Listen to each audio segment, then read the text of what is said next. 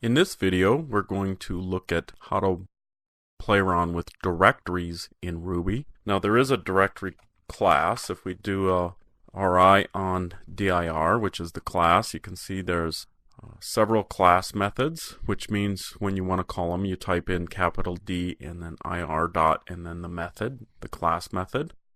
And these are pretty analogous to the Unix and DOS command window kind of directory commands. So you have like a make directory, you have a new directory open, print working directory, remove directory, you have an unlink, and then you have several instance methods. If you create a new directory using the new class method, then you can do some things with that specific instance of a particular directory.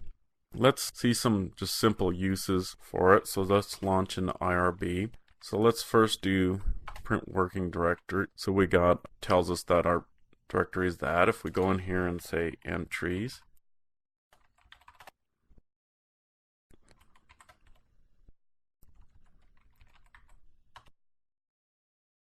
so entries, you can see expects an argument here, and all I did was I turned around and gave it the current working directory, and then it gave us an array of the different files. Now you'll notice it includes the current directory reference, the single dot, and the parent directory reference, so if you want those removed, and also because we're on a Mac, it's showing this .ds store. If I do, let's see if this works here, just out of curiosity.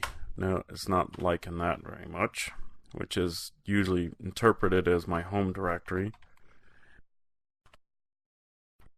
And let's see if it will accept this. There we go. That's essentially my home directory on this machine, and you can see it gets all the hidden directories that start with the dot, and it shows all the other files that are also in here.